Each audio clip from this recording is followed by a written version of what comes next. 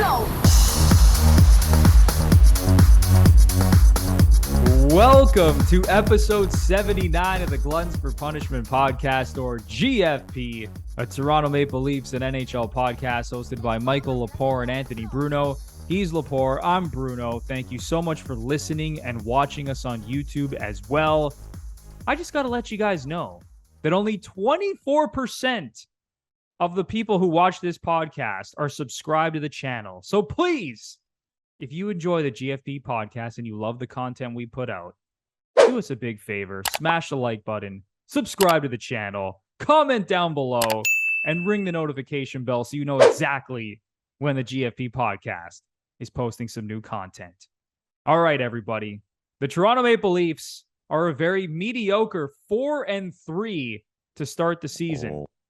Not great through 7 games. We are going to get into the last few games against the Dallas Stars, the Winnipeg Jets, the Vegas Golden Knights, give you our thoughts and opinions on everything that has transpired with the Leafs over the last week or so. But before we do all that, it is time to welcome in my partner in crime, Mr. Michael Lepore.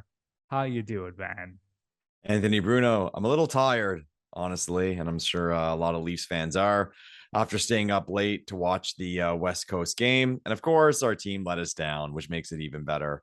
Episode 79 of the Gluttons For Punishment Podcast. It's one of those ones, Bruno. No player in the history of the Toronto Maple Leafs has ever donned the number 79. And even if you look historically in the NHL, the only 2 real names who wore that number are Andrei Markov in Montreal. And I forgot, actually, Yashin was 19 with the Sens. And then when he went to the Islanders, rocked number 79 because 19 was retired. But kind of weird to me because there's certain numbers you look at and you're like, that's a bad number. Like, nobody's wearing that number. 79. I'm not going to say it's a good number, but solid number. Yeah, most things that end with 9, I'm okay with that. I don't know. It's kind of surprising. Anyone out there, comment down below with why or why not people should rock the number 79. You know what? I know he played for the Montreal Canadiens, but shout out Andrei Markov. Fucking good player. He was a really underrated. Good defenseman. Underrated, yeah, for sure. Very smooth defenseman. Big fan of that guy. Yeah, man. All right, Lepore, let's get right into the Leafs talk. Yeah. So as I mentioned off the top, the Leafs currently sitting at 4-3. Things are not going great, but let's rewind a little bit to that Dallas Stars game. Sure. On Thursday, October 20th. The big thing from that game that everyone remembers, of course, is Nick Robertson making his season debut for the Leafs, scoring 2 goals, including the overtime winner. It felt to me like a Star is Born moment. And I don't want to say this guy's like Auston Matthews or Mitch Marner or even William Nylander, but it feels like it's been forever, Lepore, since the Leafs have actually developed a forward who's made an impact at the NHL level. Yes. Outside, obviously, of Matthews, Marner, and Nylander. It's been years now. And again, they've traded away picks. They've been picking defensemen in the first round. They haven't had like these premium picks that they've used on forwards. Mm-hmm. But it seems like finally they have a young player who plays forward, who could contribute in the top 6 and actually be an impact player. Yeah, 100%. I've said a few times on this show that you look at the Leafs lineup. I mean, I hate to use the word easy, but how the lineup was built at the end of the day with the high-end talent. Nylander was picked high. Marner was picked high. Matthews was picked high. Riley was picked high. Even going back, Kadri was picked high. They signed Tavares in free agency. And that's all great. I mean, it doesn't matter how you get good as long as you get good. But to be one of those teams at the very, very top of the mountain, you have to get your talent from all different directions. The draft, free agency, and by the draft, I mean deeper in the draft, free agency and high picks. And I've made the comment that if the Leafs really want to get to the top of that mountain, they need to hit somewhere. They need someone picked in a 2nd, 3rd, 4th round to become a very good player or star player. You look back, man, at how teams have done it. I mean, everyone knows like the Red Wings, Datsuk and Zetterberg being picked late. You have to give credit to them. Like, there's a lot of luck involved, but heck, I mean, they did it and they developed them. even like Chicago, like wasn't Duncan Keith, I think was a second or third round pick, even back to the second round pick. Lidstrom too. Everyone talks about second round pick. Yeah, little known fact. People don't like to talk about. Mike Sillinger was drafted in the first round by the Red Wings, and then they picked Lidstrom in the second round. Insane. But if you even look the at Lightning, Lepore. Oh, the Braden Lightning Point and Nikita Kucherov. Point was a third round pick. Kucherov was a second round pick. Wasn't there something with Point? Like he was highly ranked and then teams just kept jumping over him for some reason. I think because he was just small. Because awesome. I remember in the WHL, like he put up crazy numbers. Yeah, he made no sense. Yeah. And for whatever reason, he dropped to the third round. I think it was a size issue with him. Yeah. Wasn't it too, and speaking of the Lightning, with Brad Richards? Wasn't there, like, didn't he also play with LeCavalier and Rimouski? And I think he was just putting up crazy numbers. So everyone was kind of like, is he actually good? And then Tampa took a flyer and hit a number one center. But yeah, like you need that luck and you need that development to get to the top of that mountain.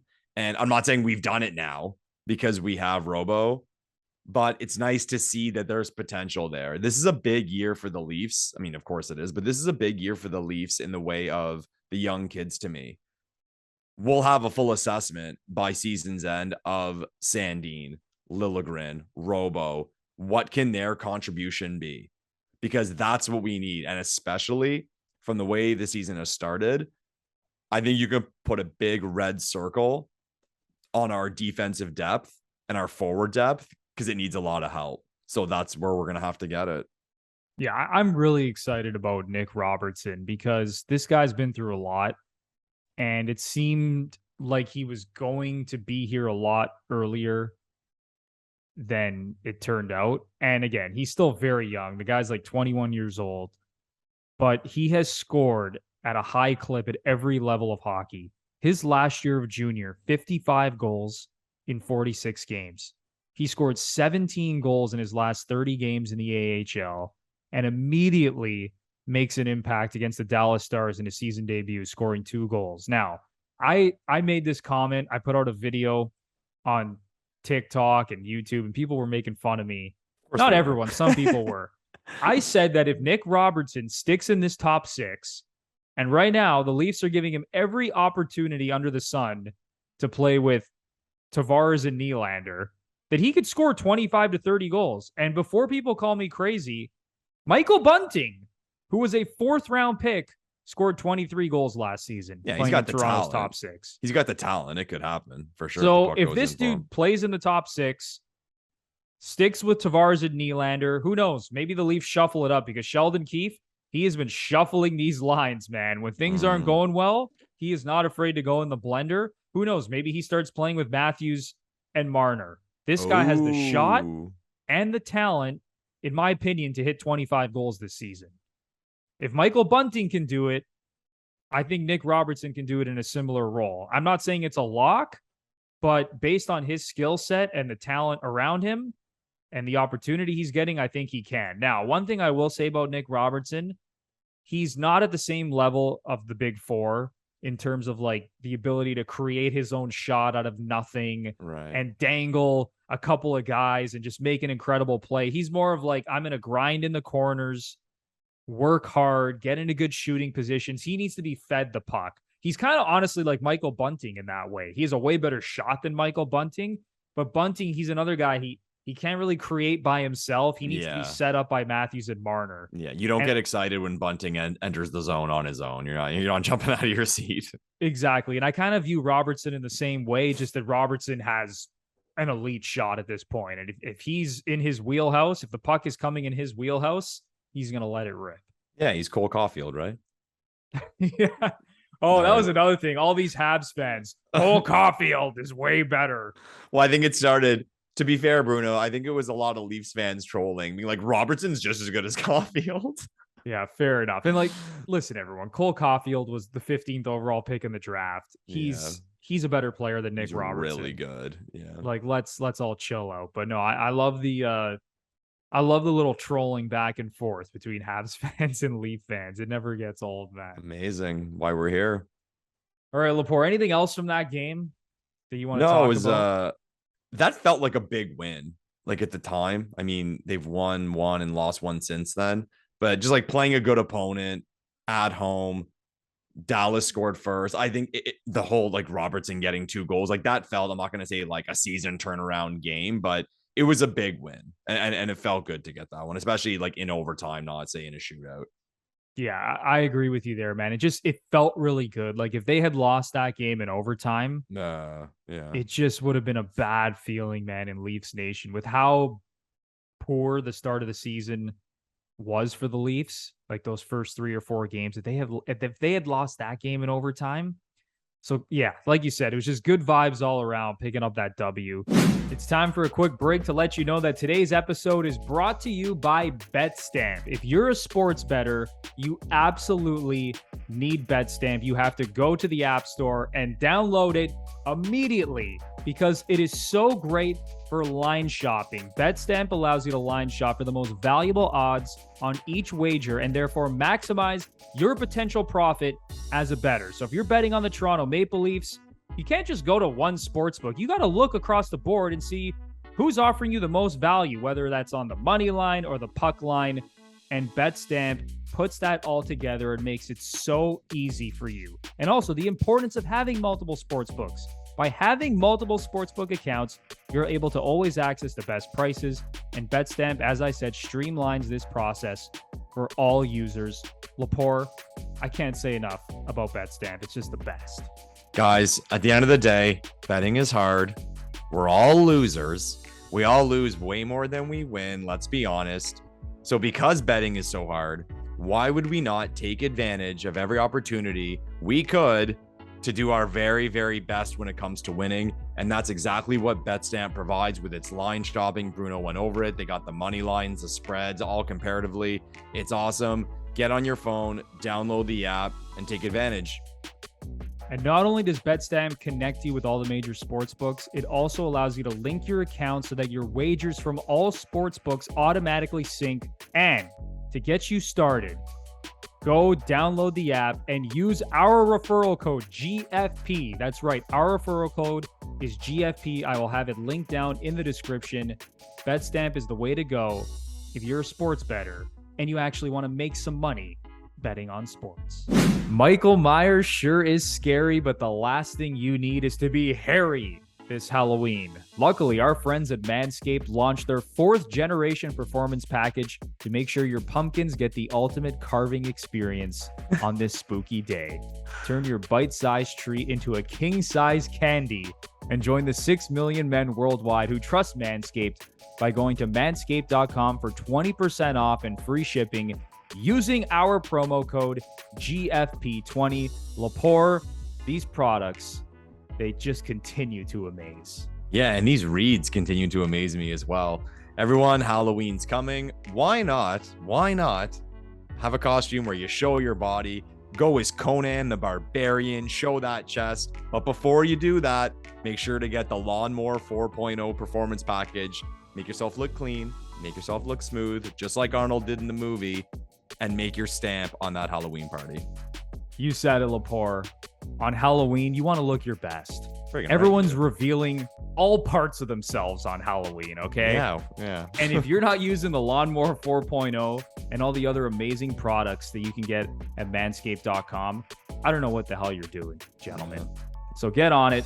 Go to manscaped.com for 20% off and free shipping using the promo code GFP20. That's manscaped.com for 20% off and free shipping using our promo code GFP20. Let's move on to the second game. Sure.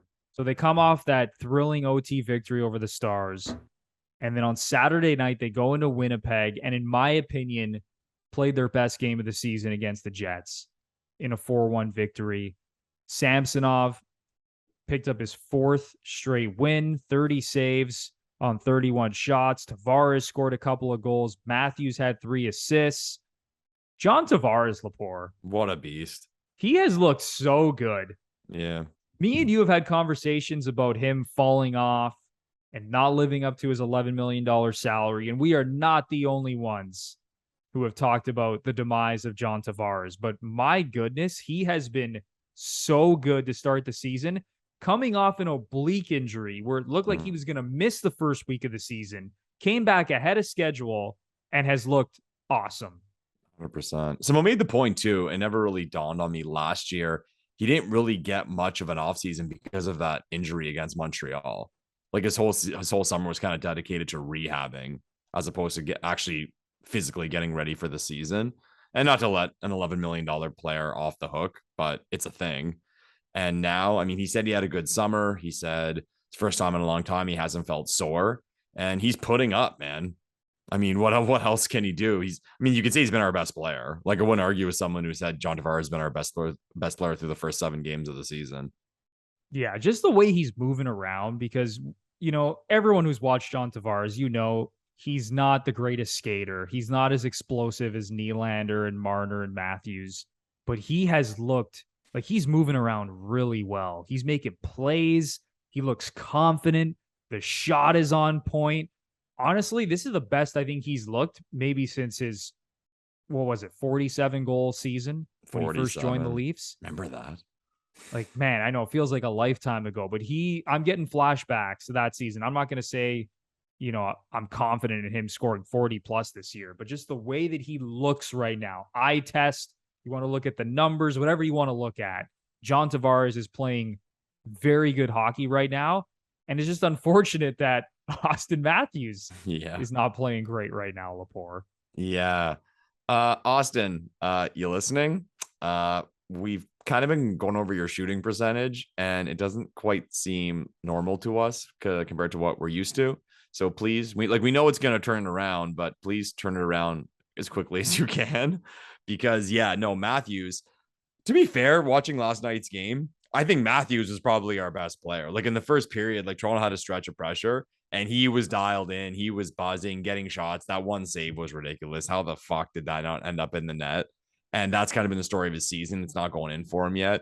And I saw some numbers. His goals scored above/below expected is like the worst in the league.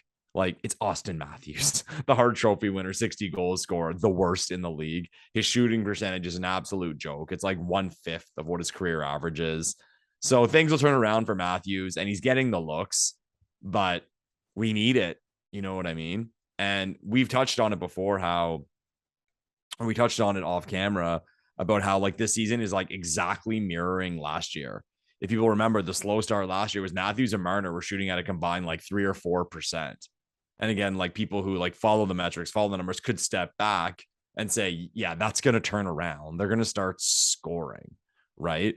And it's going to be the same here. Like Auston Matthews is not going to score 12 goals this year, but they got to start going in. I mean, like, so make it happen. Like, again, I don't want to let these guys completely off the hook. It's just the nature of the sport, but we need them. Like we need Matthews and Marner to start putting the puck in the net. This is becoming a joke now, just to let you guys know about some stats here. So Matthews has 1 goal on 33 shots this season. Crazy. 1 goal on 33 shots. He is shooting 3%. His career shooting percentage is 16.1. There you go. So you can almost directly, like the way that Auston Matthews is playing right now is almost like directly correlated with the Leafs 4-3 record. Because if 100%. The puck starts going in for this guy, and the same thing with Mitch Marner, like think about this. The Leafs are not scoring right now and they're 4-3. Like they're not really playing that well and they're still above 500. Some other stats to bring your way. Just the Leafs as a team right now, 25th in goals per game. And they have consistently been a top 5 scoring team. You look over the last 6 seasons, 2nd in goals per game, 6th, 3rd, 4th, tied for 3rd and 5th. Yeah. So they have been in the top 6 in goals per game over the last 6 seasons. Right now, sitting 25th in the league.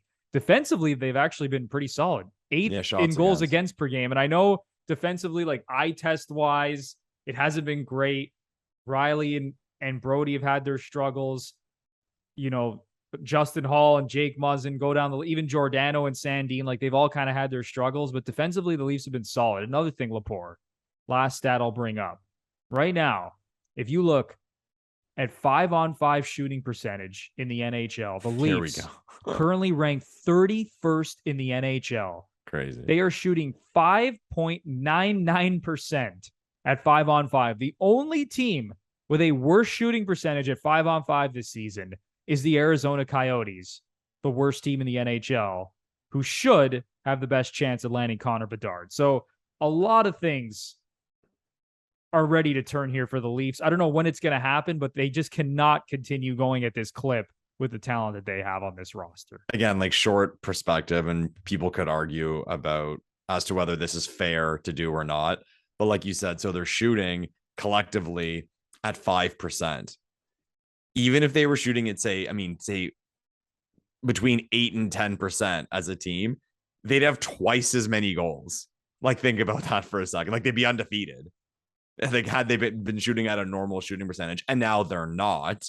It's just to kind of calm people down and get the idea that kind of like I always said about Matthews and his goal total, the Leafs aren't going to finish the season shooting at 5%. Like, that makes absolutely no sense. Yeah, it's insane. And just to look at the overall shooting percentage number, so that was at 5-on-5.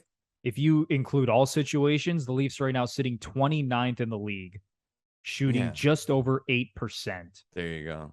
And like you said, it's like directly Matthews even. I mean, based on his shooting percentage career-wise, if he had 3 times as many goals, even 4 times, like, and that's not a hot take. He said he's shooting at 3%. If Matthews was shooting at 12%, well, if that's 3 more goals the Leafs have. Maybe they beat Montreal. Maybe they beat Arizona, right? It's just, yeah. I mean, stuff we can talk about all day long. And it doesn't matter because the puck's actually got to light the lamp. But to calm people down and kind of give them some confirmation that things are going to turn around. Yeah, shooting percentage is not the be-all and end-all, but it is interesting to look at the top of the shooting percentage list right now because there have been some teams that are off to really good starts that no one really expected, like the Buffalo Sabres, for example. Yeah. Right now, they lead the NHL with a 15% shooting percentage, a shade over 15%. Insane. There's only one other team above 13%, and that's the Dallas Stars. Is that overall or 5-on-5? That's overall shooting percentage. So the Sabres are at 15%, and Dallas is second, a shade over 13%. Yeah, so flip it around, 15%. It means on average, the Sabres have faced .850 goaltending. Like, come on. Yeah, you're going to put up a good record. It's just, yeah, it'll adjust. Now, you've seen that before in the past where like a weak team will get off to a really good start. And we were wrong about them. It's like, no, they're shooting at 20%. 1 in 5 shots is going in through the first 5 games. It's going to adjust and they're going to hit a slump. But this stuff was, to me, always fun to look at. And what I find crazy, and like, I know I should never give sports fans credit, this happens every year. These types of things happen every year where there's some bullshit team scoring way more than they should. And on the flip side, some really good team or some really good teams not scoring. And it's easy to quickly look at the shooting percentage numbers, and it always adjusts. The good team that's not scoring, it flips, and the bad team that is scoring, it flips. And every year this happens, every single year. And again, I don't like to give people credit, but why do people still freak out every year? Or like they act surprised at like, ooh, like Tampa is 1-3. Yeah, Tampa's going to go 3-9, guys. And then they're, you know what I mean? Like they're going to be like 9-27. Tampa's the worst team in the league all of a sudden. Like, guys, like hockey's not played in 1 week or 1 game. 82 games. It's not the NFL. 82 games. It's how many goals you score over that span, how many shots you get over that span, your save percentage over that span. That's the other one I hate. Like I'm looking at goalie numbers right now.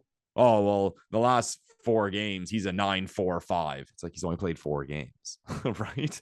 And like on the flip side, the goalie who's like 0-850. While in his first 4 games, he faced 6 breakaways or something. Like, who knows, right? It's just everyone relax, like positive and negative with these teams. Like things will stay the course. I promise. No, you nailed it, man. It's such a small sample size right now. Like we don't really know that much about any of these teams until we're like 15, 20 games in. They say Thanksgiving, right? Like US Thanksgiving is kind of the mark of like, these are kind of the standings. Yeah, exactly. Once you get to like end of November, start of December, what you see in the standings is pretty much probably what you're going to get. Yeah. Throughout the rest of the season. Speaking of save percentage, Lepore, not only do the Buffalo Sabres lead the league in shooting percentage, they lead the league in save percentage as well. Anderson, over 94% right now. They have a 943 team save percentage. Isn't that wild? So you're telling me it's time to like take all my cash and throw it at Sabres Oh my losses? goodness. But speaking of the Sabres and their goaltending, though, okay, and like not even specifically to the Leafs, if you're a team and you're going into a playoff run, I mean, Craig Anderson's not a bad backup plan, even like a stretch run. I mean, I know he's old and whatever, and he can't take a huge load, but it seems like he's at least consistent all the time. And like you kind of know what you're going to get. You're not going to get terrible goaltending, even at his age. So I'm interested to see if a team takes a flyer at him and if he's interested to take that opportunity.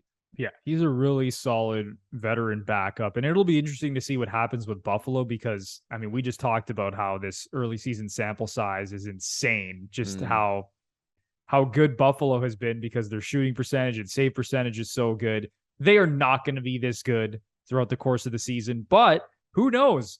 I mean, maybe they keep hanging on and they're lingering there and maybe they're competing for a wild card spot. Like it's not out of the realm of possibility. Yeah, sure. It'll be interesting to see if they become sellers, what they do. Like, I don't think this team thinks they're going to win the cup or anything crazy like that, but who knows? Maybe they get frisky and they say screw it and make the playoffs this year. Who knows, right? But if they start falling out of the race and things start going south, they're probably going to start selling some of their veteran players. So, well, yeah, we'll see what happens with the Sabres.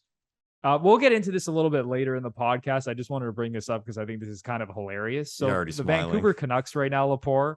Oh, how's the Canucks start been? I haven't heard about the Canucks start. Now they have been egregious. 5-2 start. They've lost 7 games in a row. Did you know, Lepore, the Canucks have a better shooting percentage right now than the Toronto Maple Leafs? Well, with the Canucks, isn't it the opposite? Like everything's going in. Yeah, fair enough. It just goes to show, like, the Leafs are 4-3 right now. They're 2-time defending Rocket Richard winners, shooting 3%. Can't buy a goal. Marner can't buy a goal. And this team is still 4-3. Yeah. Someone mentioned the JT Miller signing yesterday. There were all those comments, like in the locker room, all that. Is there a better example of a situation that looked like incredible and then quickly looked bad? Like when JT Miller signed, like Canucks fans rejoiced. Like everyone thought he was gone. Like all last season, there were trade rumors, this and that. And then he extends and like total fist pumps all the way around for Canucks fans. And now, like after this start, weird, eh? I will say he did score 2 goals last night. He did, yeah, in that loss. It was a very late 10:30 Eastern start time, so a lot of people were probably in bed. But he did score 2 goals the same day that he came out and made some controversial comments about fans throwing jerseys on the ice, saying how he didn't give a shit who threw their jerseys on the ice and fans could do whatever they want. Just, it was he just needed to show a little bit more leadership there. I didn't hate the comments. Like people were just roasting this guy on social media. If you actually watch the video, it didn't look or sound as bad than it, as it did when you actually read like the quotes on Twitter. It read worse than it looked. Yeah. Exactly. But still, you would like to hear him maybe answer that in a little bit of a different way. But anyway, he did score 2 goals last night. We'll get into the Canucks. But before we do that, Lepore, we got to talk more about this Vegas game. Yeah. That we saw last night. So the Leafs did not play very well at all. Looked like shit, Bruno. Vegas was the better team. Vegas controlled everything. All right. They outshot the Leafs 33-23.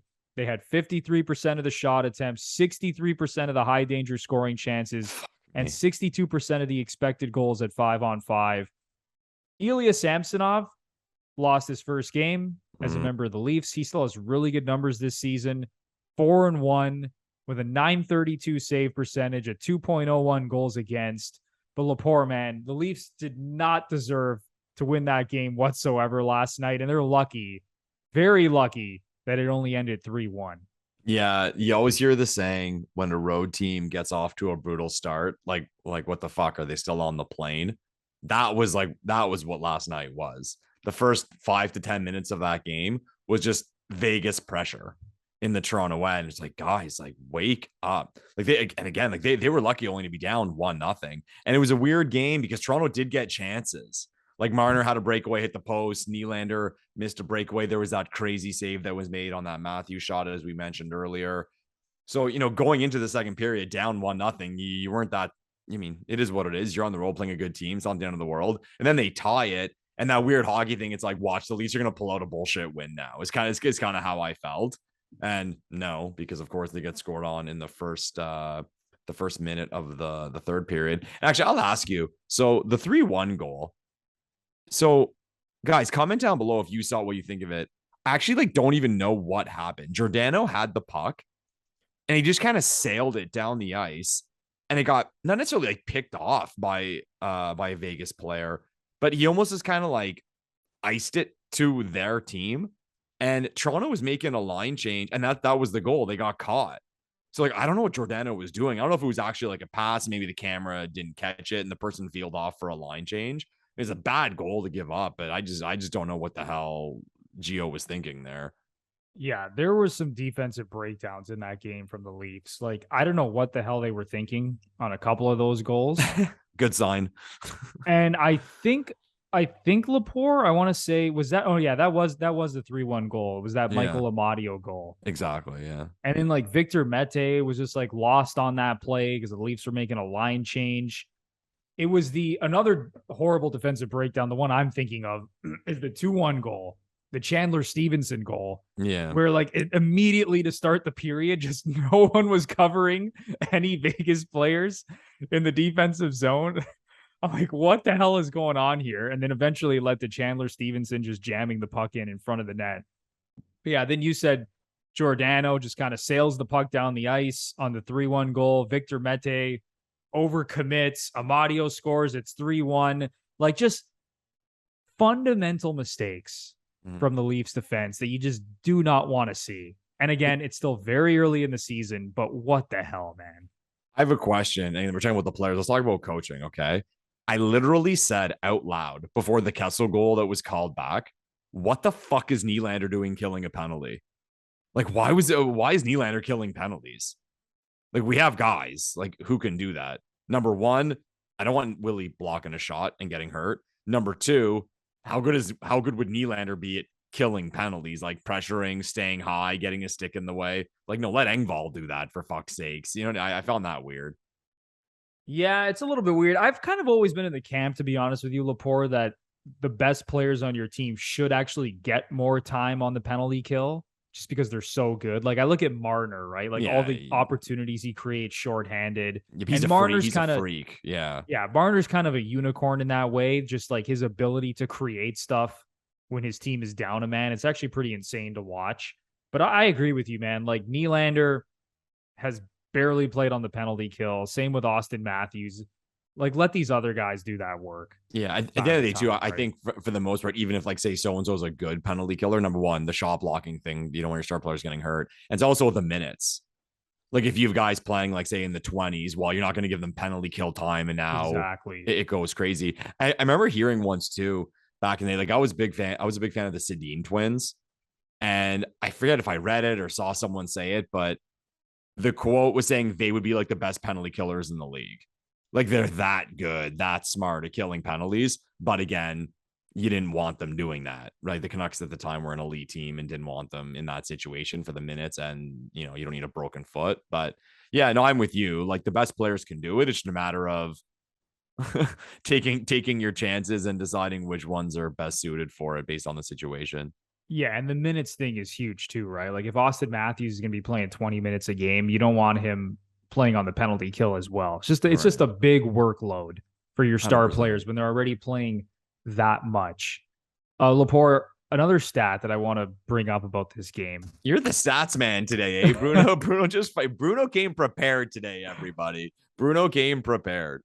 So not a good game for Morgan Rielly and TJ Brodie. With Morgan Rielly on the ice, I'm laughing. It's not a good sign when you're laughing. I was gonna say. I love Morgan Rielly and TJ Brodie. You know me, man. Like I gush over these guys from time to time. Like I don't think they get enough respect, but they were bad last night. Morgan Rielly, with him on the ice at 5-on-5, the high danger scoring chances were 8-0 for the Vegas Golden Knights. And with TJ Brodie on the ice, the high danger scoring chances at 5-on-5 were 6-0 in favor of the Vegas Golden Knights. So Rielly and Brodie were not on the ice for a single high danger scoring chance at 5-on-5 for the Toronto Maple Leafs. It was not a good night for those two guys. How's that possible, being the top pairing with the players you would play with? And for those listening, not watching, I gave like a sarcastic thumbs up to Bruno spitting of those stats. But yeah, it's bad. It's bad. They got to be better. Both of them. I mean, we know what Riley is. Like, people chirp his defensive play. Whatever. I mean, times have changed now. It's not necessarily about how good you are in year end. It's how quickly you get the puck out of year end. And the old saying, oh, the best offense is a good defense. Well, the best defense is a good offense as well. Guys like Riley get the puck out of their end, and the puck ends up in the other team's end, and they can't score from there. So we know what we're going to get with Riley. The Brody one's a little more surprising, but we'd have to actually watch it and see how much blame can be placed on Morgan Riley for those numbers. But we want to be better. We have to be better. And I said last week on this show, or was it 2 weeks ago, this D right now is not good enough. We're not good enough for where this team wants to be, not even close to good enough. So I'll say it, like, changes have to be made. Like, we'll see what happens when Liljegren comes back and Muzzin's health and how things are going. But I fully expect like multiple moves to make our D better as we approach like the latter stages of this season. Yeah, if we're being perfectly honest with ourselves, can you imagine this team winning the Stanley Cup with the defense core that they currently have? Well, Leafs say winning around, Bruno. Like, I'm just thinking down the road, right? You think about teams that win the Stanley Cup and their D cores, and everyone will always point, and I've pointed to this same example, the Penguins. When they won the Cup with Ron Hainsey and Brian Dumoulin leading the team in ice time during the playoffs. Like, that's kind of a unicorn situation. Sidney Crosby, Evgeny Malkin, Phil Kessel, all playing at the top of their games. I mean, they probably would have won with me and Lepore leading the team in ice time on defense. Maybe you, not me. I'm kind of a floater. I'm not that good defensively. You're just out there cherry picking, looking to score goals. But I'm hanging out on the red line trying to pad those stats in beer league. But I mean, let's just be honest with ourselves here, okay? Riley and Brody, I really like them, but that's your top pair. And then we're looking at Justin Hall and Rasmus Sandin as the second pair right now, and Giordano and Victor Mete as the third pair. Yeah. I mean, this is just not a great defense score right now. Now, will it look better when Liljegren comes back and when Jake Muzzin comes back and maybe looks actually like himself, looks like the real Jake Muzzin? Will it look better? Yeah, I think it will. But right now, Lepore, my goodness, this is just, I do not have a lot of confidence in this D-core. As good as the numbers have been just in terms of goals against per game, the Leafs are 8th in the NHL. Samsonov has been playing really well. Even like the shot attempts, the Corsi numbers have been solid. But it just hasn't been great for this Leafs defense core. Just watching them, thinking about how good this D core could actually be with everyone fully healthy. It's just not great right now. Yeah. All right, Lepore. Is there anything else from this game or the Leafs that you want to get off your chest before we move on to the Vancouver Canucks? No, but very Leafs in the way that, as you mentioned, the Winnipeg game was probably their best, most complete game of the season. And last night was their worst. So thanks, Leafs, for making us all stay up late, losing sleep to watch that display. But you got a few more chances to redeem yourself on this West Coast swing, and staying up on a Friday or Saturday night to watch the Buds isn't as bad. So let's see it. Yeah, this team needs to bounce back after that performance. And knowing the Leafs over the last few years, I do expect them to bounce back after that performance. So figure it out, Leafs, because we're not staying up until 1 a.m. to watch this trash. It's like a Leafs fan strike. We're not watching a night game until they win a night game. And then, of course, they'll lose the next one after they win. Everyone will get pissed off again. Exactly. Yeah. All right, Lepore, we got to talk about the Vancouver Canucks. We do. This has been an absolute shit show to start the season. 0-5-2. They have not won a single game. They get outplayed pretty much every game. Thatcher Demko right now, minus 5.4 goals saved above expected. The only two starting goalies in the league with worse numbers right now in terms of goals saved above expected, Elvis Merzlikins and Marc-Andre Fleury. What the fuck happened to Merzlikins? Remember, everyone thought he was like the up-and-coming guy. This great personality, great name. But yeah, just last 2 years, man. Yeah, he Yeah. has not been good over the last couple of years. Fleury Ah, isn't playing well. Your boy, Marc-Andre Fleury. my boy. Everyone wanted him in Toronto, remember? Everybody wanted him. My Yeah. Things are goodness. going But very yeah, well. Thatcher Demko. And I'll say, like, I was watching the Canucks game last night. Like, I didn't think Thatcher Demko was bad by any means. Like, I don't think he's been as bad as the numbers indicate. But man, that Canucks defense core, like, it's a mess. Without They're Quinn getting worse. Hughes, with Quinn Hughes injured right now, not in that lineup, that defense core looks like an abomination. No. And I think that's the main issue with this team. I don't know how they can improve in that area. Like, what do you do at this point now, Lepore? Because the Canucks, like, I know, we talked earlier in the show about small sample size. It's still early in the season, but you can't dig yourself this big of a hole. Yeah, like, you haven't won in 100%. 7 games. Yeah. Like, it's going to get to the point now, Lepore, where never mind like making the playoffs. Like, this team might consider going for Connor Bedard. Yeah, 100%. Because at the end of the day, again, we talk about these numbers and how they don't really matter at the start of the season. So your record's not as important. But if it's this bad, yeah, like your season can be over. Because let's face it, typically it's what, like 15, 16 games over 500 to make the playoffs.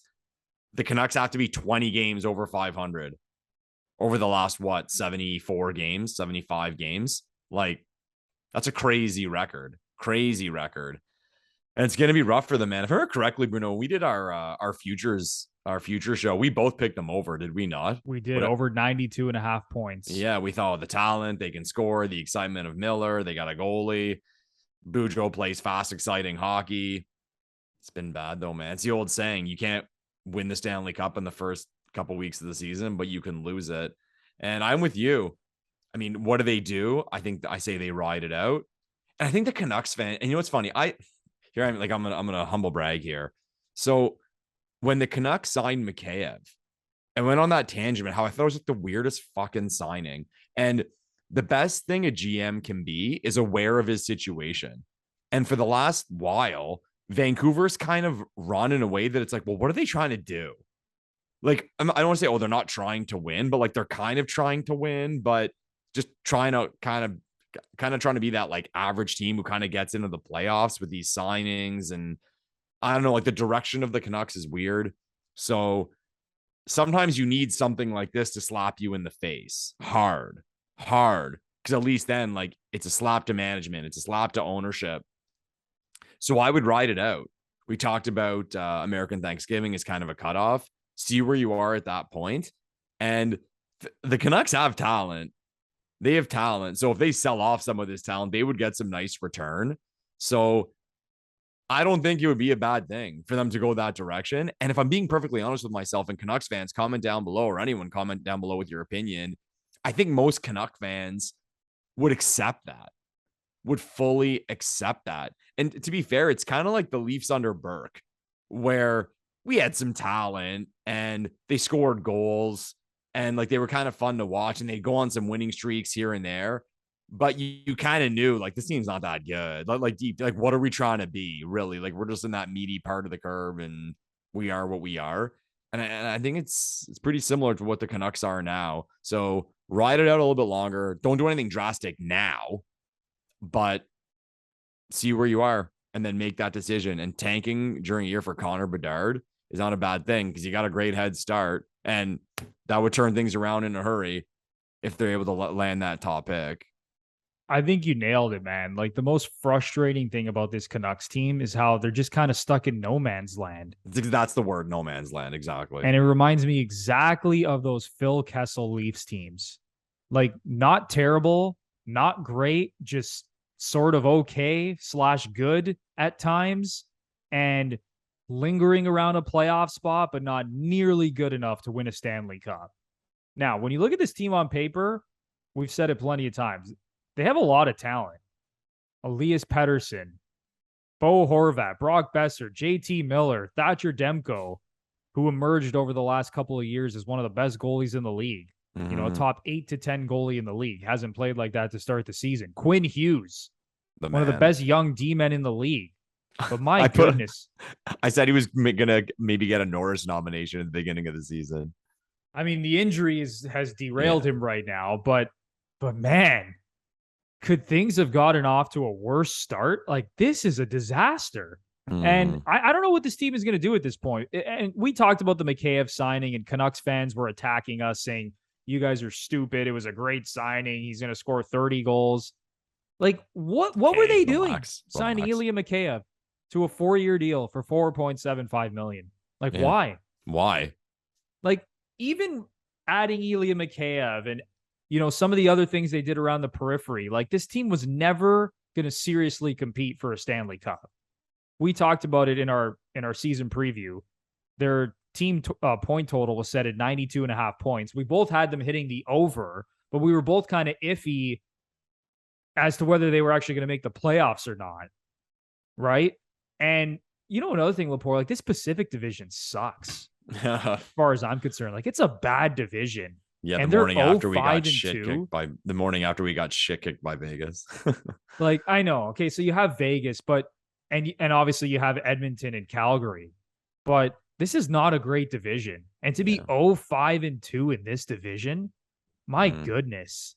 Like, this is brutal. So I don't know what this team does, because they're stuck in no man's land. They might have to consider going for Connor Bedard. And even like comments from Jim Rutherford, president of the Vancouver Canucks, how before the season, like, no one in this organization was even bringing up the word rebuild. Okay. And then he was on After Hours with Scott Oak, I believe, and he brought up the term rebuild and said, like, we might have to consider a rebuild at this point. Like, you're 6-7 games into the season and your president is alluding to a rebuild. Like, this is wild, honestly. Like, I don't know what this team is going to do now, because, as you said, they're going to have to go on a crazy tear towards the end of the season to even sniff the playoffs at this point. Like, they're going to have to play at, like, what, 108, 110 point pace the rest of the way just to make the playoffs. Yeah. So I don't know, man. If I'm a Canucks fan right now, I'm thinking long and hard about shipping out some of these veteran players. And I know they just signed JT Miller to a massive contract. JT Miller, man, he cashed in big time. Yep. 7 years, $56 million. This is the and that extension, Lepore, does not kick in until next season. Awesome. That extension doesn't kick in until next season. So I don't know what this team is going to do. At this point, I would think long and hard about tanking for Connor Bedard. Yeah, the Canucks are a reality show right now, is what they are, and that's never a good sign. And again, comparing to that Leafs team, the Kessel Leafs, they were a reality show. And there was that year too. I think it was the year they signed or traded for Kessel. They lost the first 7 games, if I'm not mistaken.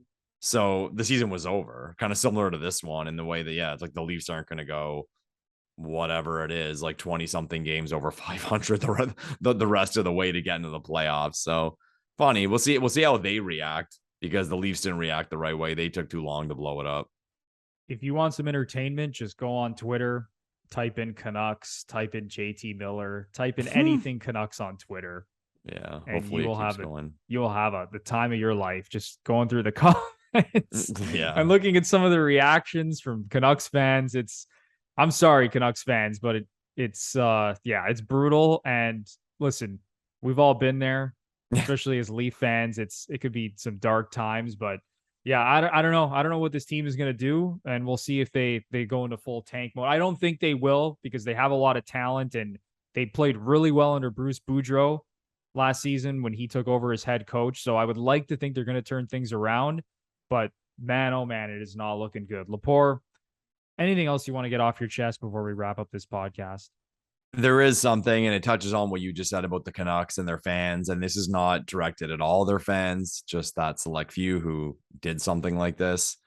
Throwing your jersey on the ice. Fuck right off.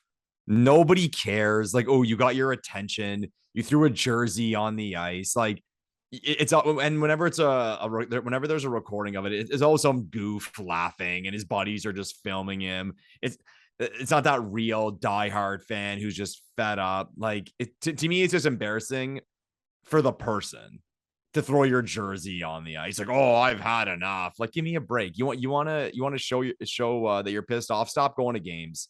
Stop buying merch. That's the kick in the teeth to the team. Like throwing your jersey on the ice, and 90% of the time, I'm going to say it, they're fucking counterfeit jerseys. So you're not even, someone's like, people are always like, oh, throwing $200 on the ice. No, people throwing like $20 on the ice. It's a made in China counterfeit jersey. So it's a terrible look. It doesn't help anything. Something I'll always say about different situations is, what was the benefit of that? What was the good that came out of that? Ooh, you sent a message to the organization that the fan base has had enough because you paid your whatever you paid to go to the game and you threw your jersey on the ice. Nobody fucking cares. So, like, I mean, people listening, and comment down below if you think people should throw jerseys on the ice. Again, you're entitled to do whatever the hell you want. But to me, it's always a bad look. And I'm always embarrassed for the people who do it. Like, they're just seeking attention. And I think it's totally lame. I love it, Lepore. I love it, man. If you are seriously going out there and spending $200-$300 on a jersey and throwing it on the ice, you're an idiot. And like you said, Lepore, a lot of the times it's probably fake jerseys that are being thrown on the ice. But there's a lot more productive things you could do to show the organization that you don't care than throwing your $200-$300 jersey on the ice. Like, what, we throw waffle? It was waffles that time. Was that it? We threw waffles on the ice. Yeah, I mean, there's all kinds of shit you can throw on the ice. Just please don't throw your $250 jersey on the ice. Like, no one cares. Nobody like you cares. said before, you're just trying to get attention. Your friend is there filming you. You want to somehow get on Sports Center. Like, I don't know. You want to go viral on social media. Like, just stop. Sorry, do you see the one last night at the Penguins-Oilers game? A Penguins fan in Edmonton threw his jersey on the ice, and then Draisaitl just picked it up and threw it back over. I was kind of like, what does that even mean? Like, you're like first place and you're in Edmonton when you're throwing your jersey on the ice. It was just a weird, and again, it's an attention grab. It's bizarre, man. It's all for the attention. It's all for Instagram and TikTok. Exactly. It's all about the attention. Blah, blah, blah. Yeah, if you really want to show the team that you're pissed off, it's like you said, man, just don't show up. Stop buying tickets. Yeah. It's as simple as that. Like Leafs fans, like Leafs fans do. We stop buying tickets, right? Oh God. Yeah, let's not even get started about that. That's a whole selling other out podcast. the building every night, every year, no matter what. Yeah, $250 for a nosebleed. Awesome. Leaf fans are paying $250, $300 for a nosebleed seats when this team is like dead last in the NHL. Dog shit. Fuck, man. We finished on negative, Bruno. Let's get out of here. All right, man. That is going to do it for episode 79 of the Gluttons For Punishment Podcast, or GFP, a Toronto Maple Leafs and NHL podcast hosted by Michael Lepore and Anthony Bruno. Once again, if you're a new listener and you really enjoyed this episode, please give us a 5-star rating and review on both Apple and Spotify. And if you're watching us on YouTube, I got to say this again. Only 24% of the people who watch us are actually subscribed to the channel. Yeah. Hit that damn subscribe button. What are you waiting for? Show us your support if you watch us on a weekly basis. Come on. It would really help us out. Even if you hate us, you get that alert that you know you can just come firing in and chirp us. Do it. Yeah, even the trolls, man. Come on. Just hit that red subscribe button. Do it for GFP. We're giving you guys free content here, all right? Come on. So smash the like button, subscribe to the channel, ring the notification bell, do all that good stuff. Comment down below. Hopefully the Leafs can start scoring some goals and not shooting at 3% like Auston Matthews is. But we'll see. Crossed. We'll be here about a week from now talking about the next string of games from the Toronto Maple Leafs. So until then, enjoy the Leafs, enjoy the hockey, and we will see you in the next one. Thanks, everyone.